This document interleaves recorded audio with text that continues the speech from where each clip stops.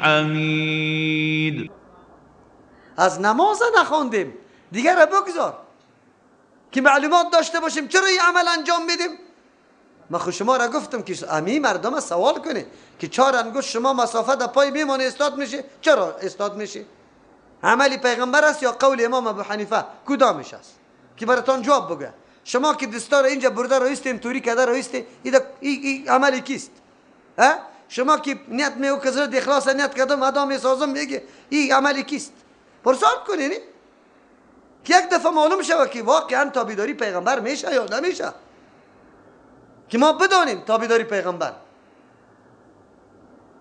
فرق در بین نماز زن و مرد این یک موضوع است. ملاها در جای یک ورقه قطع شاگردای ما منازعه داره میده، 3-4 دانه آثار از مصنف عبدالرزاق ابن ابی شیبه برای من نوشته میکنه که اونجا گفته که زن باید تحتفظ خود چی بکنه؟ جمع کنه، اینطوری بکنه.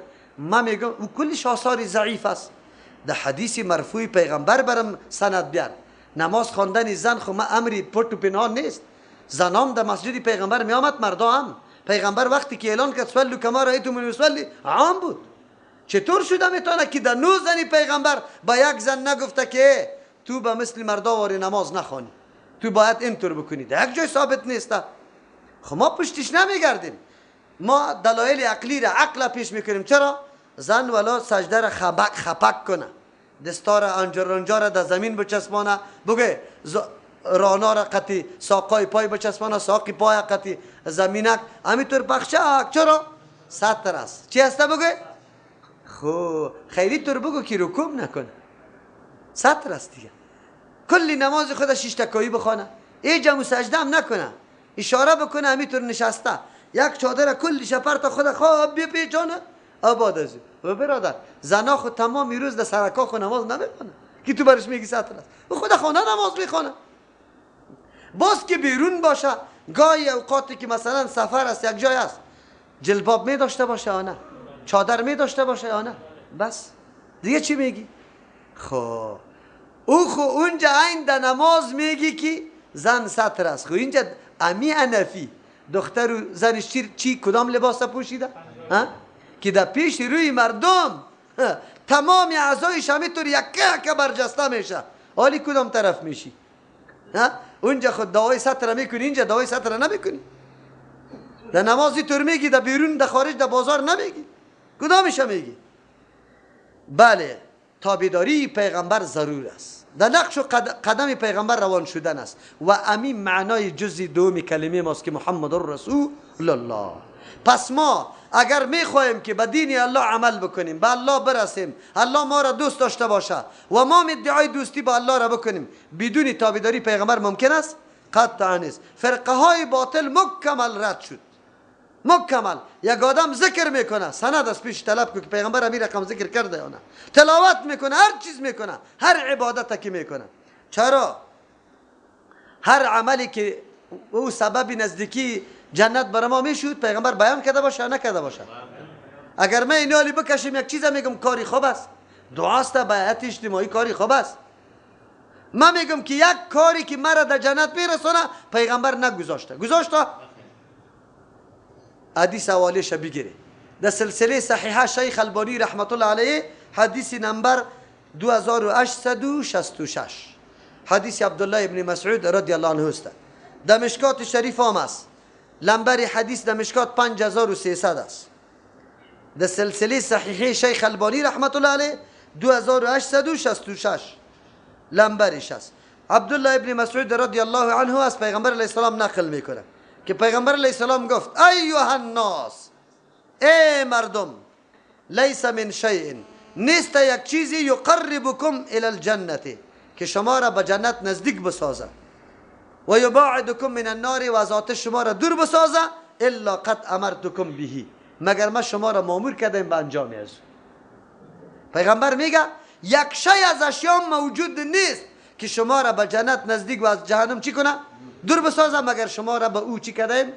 مامور. یک ولیس شیء، نیست یک چیزی یقربکم من النار که شما را نزدیک به آتش بسازه، و یباعدکم چی؟ من الجنه، دور بسازه شما را از جنت، الا قد نهیتکم عنه، مگر شما را چی کردیم؟ از او منع کرده. بعد از او چی میگه؟ و این الروح الامین، جبریل امین نفس فی الروعی، در نفسم دمید، انه انداخت الهام کرد که لیس من نفس تموت، نیست یک نفس که وفات بکنه حتی تستوفی رزقها، تا ای که پوره نکرده باشه چی خدا؟ رزق خدا. دیگه وقتی اینطور است فاتقوا الله، از الله بترسی، واجملوا فی الطلب، عزم بکنی اسباب آماده کنی در طلب رزقتان، ولا یحملنکم، شما را باعث نسازه استبطاء رزق، با کندی آمدن رزق چی؟ ان تطلبوه بمعاصی الله، که شما طلب کنی امی رزق با معصیت، با آن جایی که نافرمانی کی میشه؟ الله میشه.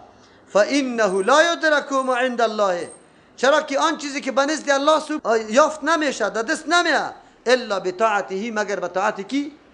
این حدیث بسیار جامع حدیث است، بسیار گپا سوالای مغلقی ما را حل میکنه. اول خو ما را گفت که در دین زیادت آمده نمیتونه. یک کار کسی خوب گفته که پیغمبر انجام نداده باشه، امر نکرده باشه، کار خوب گفته نمیتونیم. چرا؟ پیغمبر کلی کارهایی که ما را در جنت نزدیک میکنه از جهنم دور میکنه چی کرده؟ امر کرده. و کلی کارهایی که ما را از جنت دور و در جهنم نزدیک میکنه چی کرده؟ منع کرده. دیگه باقی نمانده. حالی که تو جناب میلاد میکشی، این بدعت است، این بدعت است. بعد از این حدیث برای ما چی میگه؟ همیشه امی بهانه است، مثل که آل شیطان در پیش ما، طلب رزق فرض است، روزی حاصل کردن فرض است. آلی ما چطور کنیم؟ در مؤسسه کار نکنیم، در دفتر کار نکنیم، در کمپاین کار نکنیم، در اونجا کار نکنیم، از کجا طلب کنیم؟ الله اکبر. پیغمبر علیه السلام میگه تا وقتی که رزق تکمیل نشد از جهان نمیری. الله امو رزقی که برات نوشته کرده برات چیز میرست. خو این رسیدنی طور نیست لطای سلطان محمود داره که قرار در کنج مسجد خو کنه او به دانی تا نواز کنی که اینجا الواره پرتو جویده نشانم تو بکو. او طوری نباشه. اسباب پشت اسباب بگردی. واجملوا فی الطلب. خب بله، اگر شما رزقتان دیر شد، زودی که در رزقتان نامد، آلی شما ندوی که نه، آلی دیگه چی بار خطا میشی، میری در مؤسسه قطعی خارجی ها کار میکنی که توهین میکنه تا. نه، میگه در کدام جایی که معصیت الله است، به معصیت الله رزق پیدا نکو. چرا؟ به خاطر که این رزق الله به طاعت حاصل میشه، نه به معصیت. چی یک درس عظیم است برای عصر حاضر ما. امروز که ما را وادار ساخته، ذلیل ساخته چی؟ زندگی مرفه، زندگی ادنا نمیکنیم، میگیم چی؟ کشوفش ایجاد داشته باشیم، ده قسم طعام پخته شوه، محترم بسیار چند هزار باشه. از او خاطر حالی تو را مجبور کرده که برو برای کافر چی بکو؟ خدمت و غلامی بکو. اگر نه که تو اکتفا به رزق کم بکنی، ضرورتت برای او پیدا نمیشه. آزاد با عزت زندگی بکو، او ایج وقت معاون و کمک کننده کافرام جور نمیشی. این کلش برات حاصل میشه. این حدیثی گپا را برای ما یاد کرد. و اغفر لکم ذنوبکم، بخشش میکنه الله گناه شما را.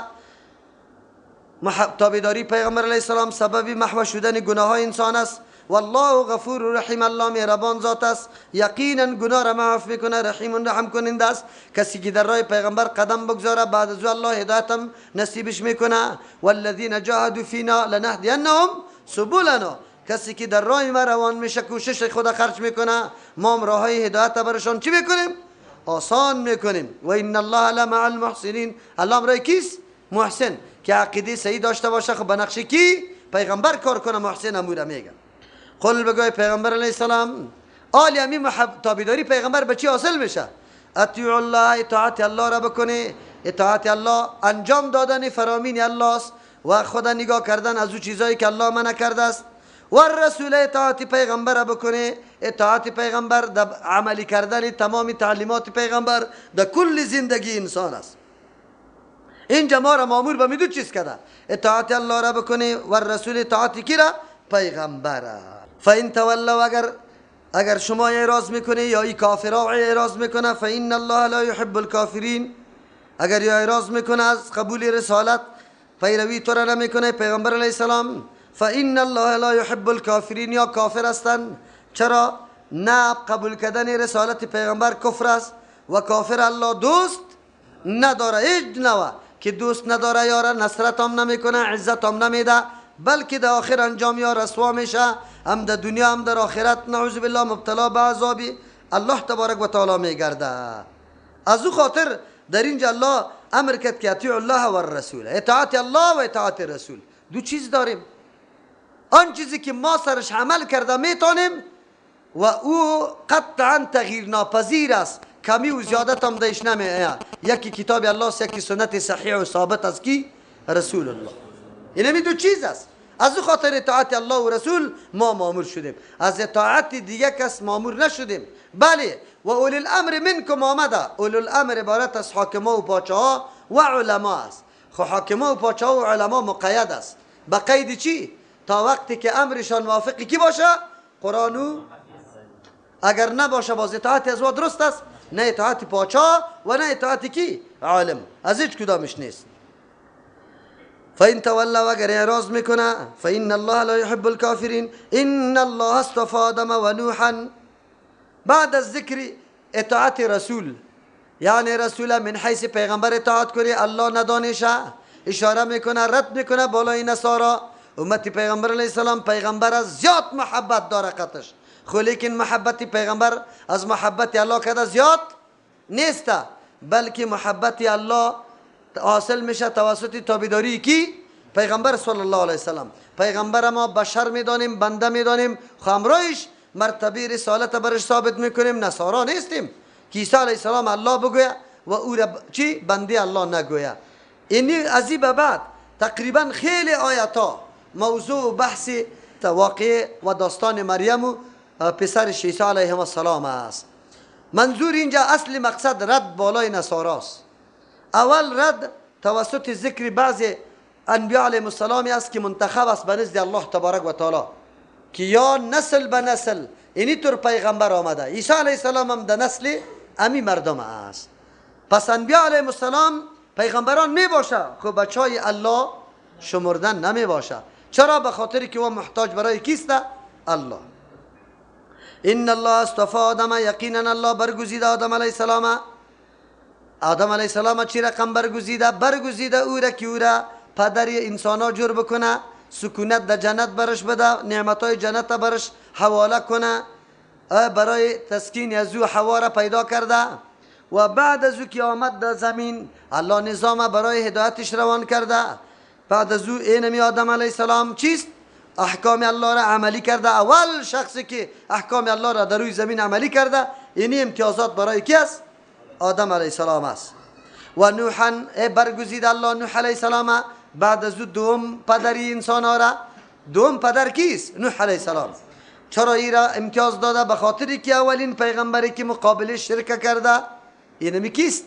نوح علیه السلام است. 950 سال دعوت داده، برگزیده که قدر حوصله را الله برش نصیب کرده بود. در بین قوم شرک پیدا شده بودی، مقابلش شروع کرد. و آل ابراهیم، اولاد ابراهیم خلیل الله را برگزیده با روان کردن انبیاء علیهم السلام در سلسله شان. چرا که بعد از ابراهیم کل انبیاء یا در سلسله اسحاق علیه السلام بود یا در سلسله اسماعیل علیه السلام. انبیاء بنی اسرائیل کلش مربوط اسحاق علیه السلام میشه. محمد رسول الله صلی الله علیه وسلم مربوط خاندان کی میشه؟ اسماعیل علیه السلام. و آل عمران و دیگه اولاد عمران. اینجا عمران عبارت از پدر مریم است یا پدر موسی علیه السلام است. هر کدامش که باشه درست است. اولاد عمران که پدر موسی علیه السلام است. بعد از او دمی سلسله نسب مریم و عیسی علیه السلام هم آمده. یحیی و زکریا علیه السلام این مردم ها کلش آمده. یا مراد از عمران پدر کیست؟ بگه مریم بیبی که بعد از او اولادش عیسی علیه السلام و همچنان چی در خاندانشان زکریا علیه السلام این گپا پیدا شده. علی العالمین، بالای مخلوقات ما برگزیدیم. الله اشاره میکنه که الله بعض قوم و بعض نسل ها را چی میکنه؟ برمیگزینه برای ادای رسالت که واره مقام و منزلت میده. الله این همیاره مقام و منزلت داده بود و یا معبود نبودن، بلکه خودشان عبادت کی را میکردن؟ دعوت میدادن. از او خاطر الله میگه ذریتا، یا یک نسل است، ذریه است، بعضها من بعضین، که بعضش از بعضی دیگه به وجود آمده. اینطور نیست که یا الله باشه، بلکه در وجودی خود محتاج کیست؟ الله تبارک و تعالی است. پس این مردم هم معبود شده نمیتونه، بچه الله شده نمیتونه. والله سمیع علیم. الله شنونده است تمام اقوال متضاد یهود و نصارا را که در حق عیسی علیه السلام میگه. یهود میگه عیسی علیه السلام زناکار است، نصارا میگه الله است، نعوذ بالله. یکیش افراد دیگه چی میکنه؟ علیم میدانه تمام کردارات یک برنامه های از یاره که چه قسم دسیسه ها جور میکنه برای نشر و اشاعت امون نظریات باطل خود. اذ قالت امرأة عمران، این رد اجمالی بود بالای از که عیسی علیه السلام الله نیست. چرا؟ ای از نسل نمی پیغمبر است و کسی که از نسل باشه پیدا شده باشه او اله شده نمیتونه. آلی رد تفصیلی را شروع میکنه. رد تفصیلی وجهات مختلف داره. ای اول وجه است. اول وجه که چه قسم مادر مریم نظر کرده او چه قسم عیسی علیه السلام به دنیا آمده پشتی سر بر ما بیان میکنه. اذ قالت امرأة عمران در آن وقتی که قابل یادآوری است، در آن وقتی که زن عمران حنه نام داشت، بنت فاقوزا یا ابن چیسته بنت فاقوزا، حنه برش میگفت. عمران بچه چیسته ماشان. این پدر مریم است. این پدر موسی علیه السلام نیست. چرا که در بین موسی علیه السلام عیسی علیه السلام یک روایت 600 روایت دیگه 1800 سال میگه که در بینشان بوده. این که در سوره مریم یا اخت هارون برش گفته، مراد از او هارون یا برادری چیسته اخیافیش یعنی مادر قطعی است، یا است که مراد شخصی صالح بود. از او خاطر مریم هم چون اعمال صالح داشت او را همشیری کی معرفی کرده بودن؟ هارون. ربی انی نظرت لک ما فی بطنی، در آن وقتی که گفت زن عمران ای پروردگاری ما، اینا دعا میکنه. دعا چی رو وسیله میکنه؟ ربی ای پروردگاری ما، ای مالک و متصرف ما، انی نظرت لک، ما خود نظر کردم برای تو به خاطر رضای تو ما آن چیزی که فی بطنی در شکم است، محررا آزاد کرده شده، فارغ از کارهای دنیا از خدمتای ما، فتقبل منی، تو قبول کو از ما. اینا هر عمل نیک احتیاج به قبولیت داره. این عمل نیک است. فرزند خود برای خدمت بیت المقدس گذاشتن یک امر عادی نیست. لیکن بازم زن عمران چی میکنه؟ مادری مریم میگه یا الله تو قبول کو. پس از او خاطر خیلی امر مهم برای اعمال نیک ما چی است؟ قبولیت. که قبول شوه، که قبول نشوه محنت کشیدی و هیچ چیز دست نه آوردی. اینجا نظر میکنه. در آیت قبلی هم چیست؟ مسئله نظر تیر شد. نظرتم من نظرین. بعضی دوستا مرا گفتن که سری نظر گپ نزدی. سری نظر گرچه در موهل بهی لغیر الله گپ زده بودیم در مورد نظر. خو اینجا مسئله شامت یک چیزی وضاحت براتان میدیم در مسئله نظر. خودی نظر جایز است. نظر چی را میگه؟ لازم کردن یک شی که سری تو لازم نباشه تو سری خود لازم کنی. این را به نام چی یاد میکنه؟ نظر. این نظر در اصل خود چی رقم است؟ خوب چیز است یا نه؟ نه، نظر در اصل خوب چیز نیست. چرا؟ در حدیث میاد پیغمبر علیه السلام میگه که مال از بخیل میکشه. آدمی بخیل یک مال صدقه مطور نمیکنه، یک قید میمانه. اگر کامیاب شدیم اول نمره اینی طور چیزا میکنم، اگر نشدی نمیکنی چی؟ نماز نمیخونی، روزه نمیگیری، باید نظر بکنی. از دو خاطر اصلش خوب نیست. چرا که نظر از بخیل میکشه. کسی که صدقه خیرات عبادت ها را میکنه بدون نظر بدون قید میکنه. خو لیکن اگر نظر کسی کرد آلی دیگه واجب است پوره کردنش تا وقتی که امون نظر به معصیت و گناه نباشه. اگر نظر به گناه و معصیت بود بازو عملی نمیشه، بلکه بالکل انجام داده نمیشه. در عوضش کفاری چی داده میشه؟ قسم داده میشه.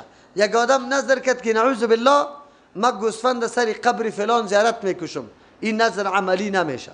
چرا که معصیت است، گناه است. لیکن عوضش چی میکنه؟ بگه قسم کفارش میده. یا معصیت میکنه، نظر کرد که من فلانی را قتل بکنم، حالی قتل کنه فلانی را، نه، این قطعا درست نیست. خو یادتان باشه که نظر برای الله باشه، یعنی نام الله گرفته باشه. یک آدم میگه اینی پول که 2 لک افغانستان نظر باشه به نام الله اگر بچه‌م از مسافری بخیر آمد. یا همینطور گفت که سرم نظر باشه که من ایره در راه الله مصرف میکنم. نه، وقتی که گپ گفتی سری خود لازم کردی، آلی سری تو لازم شد که 1 لک افغانی را چی بکنی؟ نظر کنی. اگر نظر به نام غیر الله کردی او موضوعش پیشتر شده بود که قطعا چی است؟ حرام است. حالی مردم که نظر میکنه بچهش در طرف مسافری میگه این نظری بچه‌م است. همینطور میگه نمیگه؟ خب در ده عاشورا برادرای اهل تشیع چی میگه؟ این نظری حسین است. میگه نمیگه؟ او در خانه ها خواهرای ما یک نظرا را داره به نام نظری چی؟ بی. اینی نظرا کلش نظرای حرام است، خوردنش نادرست است. ولو که در وقت اگر مال نظر کرده بودی در وقت ذبح بسم الله هم الله اکبر هم سرش بگویی درست نمیشه. اینی مسئله نظر است. آلی نظر در اون چیزی که در ملکیت خود انسان نباشه او خود صحیح نیست. پیغمبر علیه السلام میفرماید که نظر نیست در آن چیزی که بگوی بنی آدم مالکش نیست. اوی زن خود مالکی بچه خود نیست که میگه ما نظر کردیم. جواب یک جواب است که در او شریعت جایز بود، در شریعت ما بگه ناجایز است. چرا اولاد در ملکیت خود آدم نمی باشه؟ یک جواب. دوم جواب، اینجا مراد از نظر کردن مادر مریم خود مریم نیست، خدمت مریم است. کی است بگه؟ خدمت مریم. اولاد باید خدمت کی را بکنه؟ پدرو. لیکن او میگه خدمت ما را نکنه، خدمت کی را بکنه؟ بیت المقدس بکنه. اینی اولاد است. اینجا نظر خدمتش است نه ذاتش. از او خاطر هیچ سوال وارد نمیشه.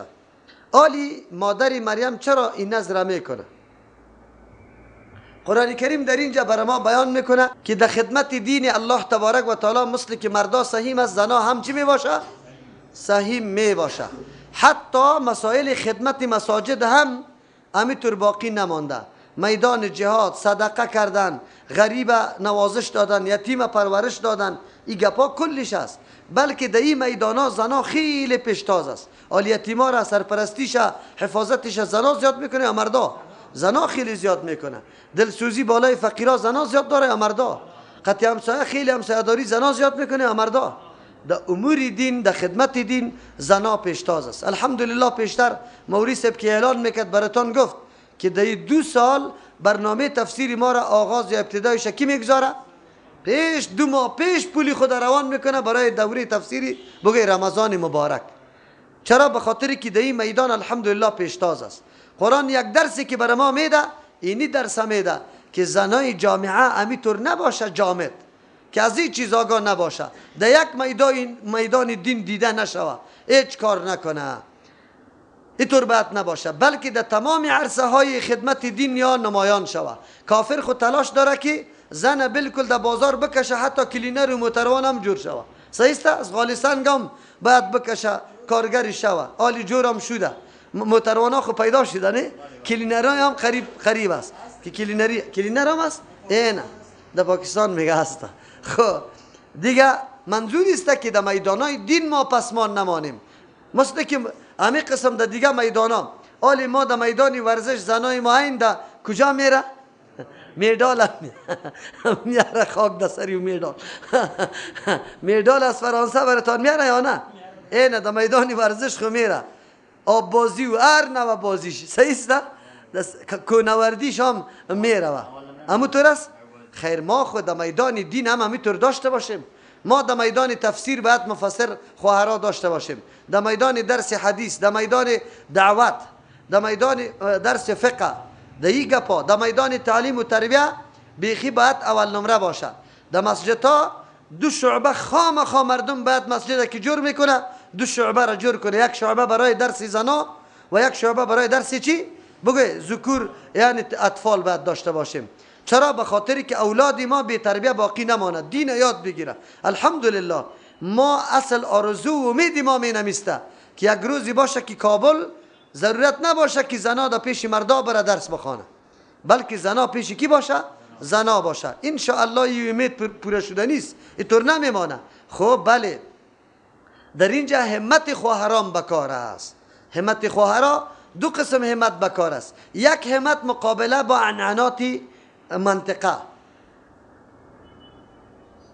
زنای خواننده، مردم برشون هنرمند میگیم، من هنرمند نمیگم، زنان خواننده در سر استیج از طریق رادیو جهانی اعلان میکنه که ما پرده های چی را بگوی عنعنه خانه خدا دریدم، حاضر شدم در استیج آواز خوانی کردم. همینطور میگه نمیگه؟ او در هر میدان مردم چک چک میکنه ای برش رقص میکنه، این را افتخار خود میدانه. دیگه خواهری که در صدد خدمت دین است، اول مبارزش با خانواده خود است. خانواده نمیگذاره، خانواده میگه اینمی قدر نمازی تفامیدی دیگه بس کو، ما تو را مفسر نمیخوایم، همینطور میگه نمیگه؟ لیکن نه، اگر پدر و مادری واقعی دلسوز داشته باشه، تلاش میکنه برش میگه دخترم مکتبی تم بگذار، پانتونی تم بگذار، امیر اشتر پیش ببر و در سرحدی برس که مردم زنا بری تو زنگ بزنه، از تو آزاد برسان کنه مسائل خدا.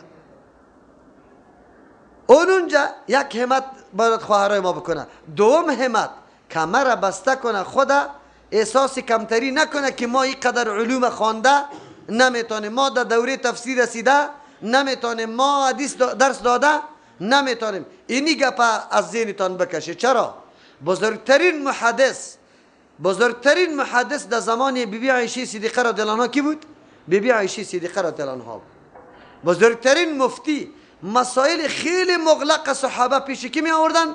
مادر مومنه عایشه صدیقه رضی الله عنها. بعد از او اگر شما بخیر کتابای حدیث بخوانید، در سند روایت زنا می آید. چی می آید؟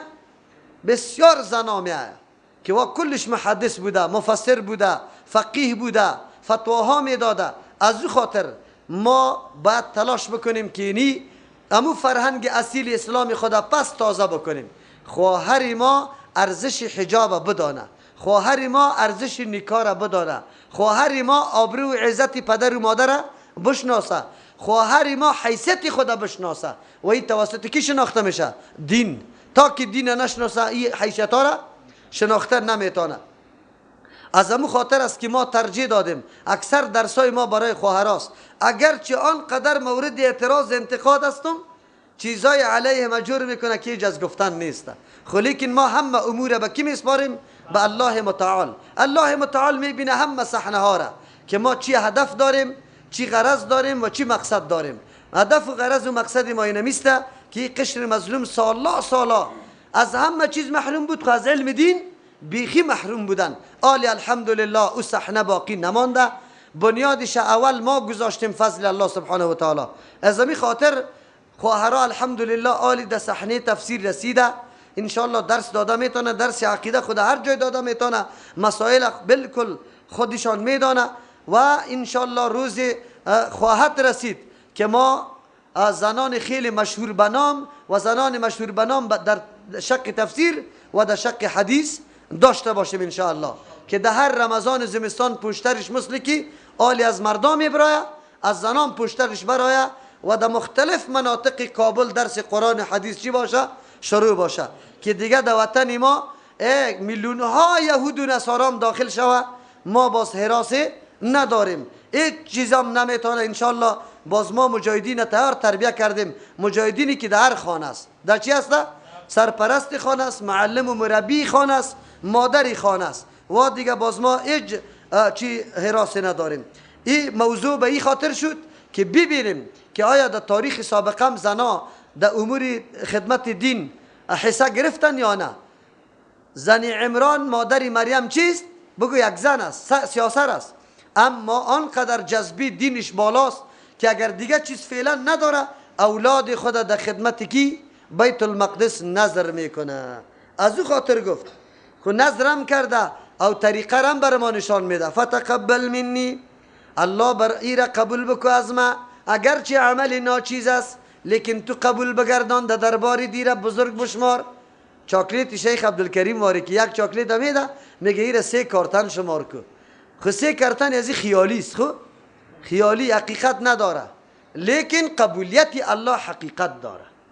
عمل کم ما را الله آنقدر پاداش میده که هیچ چیز در شمار آمده نمیتونه. چرا؟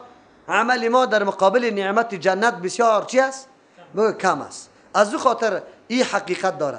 فلما وضعتها، این داستان شروع است. نکته های جالب شما ببینید. اول نکته جالبی ما خو اینمی بود که زن جذبه خدمت دین داره، آن چیزی که در وسطش است او را نظر میکنه. باز بعد از او طریقه دعا را یاد داره که از ما قبول کن. بعد از او چی میگه؟ بعد از او وسیله به صفات الله میگیره.